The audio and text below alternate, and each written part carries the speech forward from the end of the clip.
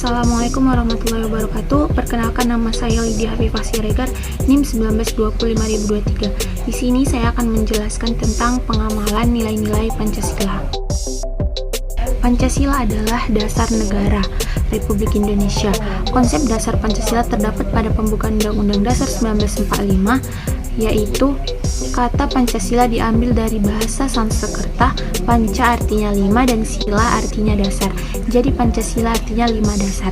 Dalam hal ini yang dimaksud adalah 5 dasar negara Indonesia. Pengamalan nilai-nilai Pancasila. Agar Pancasila lebih mudah dipahami dan diamalkan oleh masyarakat, maka pemerintah menyusun pedoman penghayatan dan pengamalan Pancasila atau P4 yang ditetapkan dengan TEP MPR nomor 2/MPR/1978. Yang pertama, sila pertama 7 butir, sila kedua 10 butir, sila ketiga 7 butir, sila keempat 10 butir, dan sila kelima 11 butir. Sila pertama yaitu ketuhanan yang Maha Esa. Bangsa Indonesia menyatakan kepercayaannya dan ketakwaannya terhadap Tuhan yang Maha Esa. Yang kedua, manusia Indonesia percaya dan takwa terhadap Tuhan yang Maha Esa sesuai dengan agama dan kepercayaan masing-masing menurut dasar kemanusiaan yang adil dan beradab.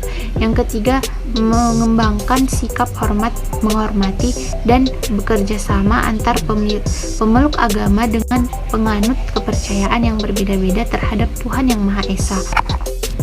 Yang keempat, membina kerukunan hidup di antara sesama umat beragama dan kepercayaan terhadap Tuhan yang Maha Esa.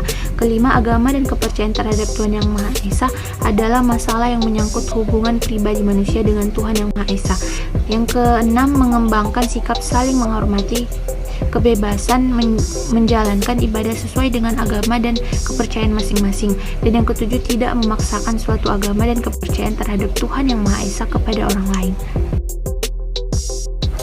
Sila kedua, kemanusiaan yang adil dan beradab, yang berisi mengakui dan memperlakukan manusia sesuai harkat dan martabatnya sebagai makhluk Tuhan yang Maha Esa.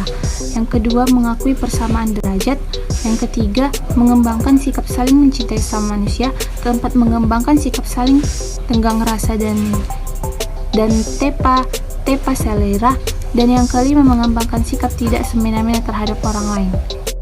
Yang keenam, menjunjung tinggi nilai kemanusiaan. Ketujuh, gemar melakukan kegiatan kemanusiaan. Kedelapan, berani membela kebenaran dan keadilan. Kesembilan, bangsa Indonesia merasa dirinya sebagai bagian dari seluruh umat manusia. Dan yang ke-10, mengembangkan sikap menghormati dan bekerja sama dengan bangsa lain.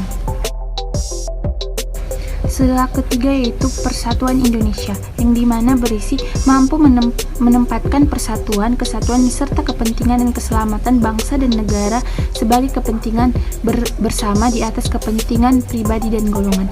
Yang kedua, sanggup dan rela berkorban untuk kepentingan negara dan bangsa apabila diperlukan. Yang ketiga, mengembangkan rasa cinta kepada tanah air dan bangsa. Dan yang keempat, mengembangkan rasa kebanggaan kebangsaan dan bertanah air. Dan yang kelima, memelihara ketertiban dunia dan yang berdasarkan kemerdekaan, perdamaian abadi dan keadilan sosial.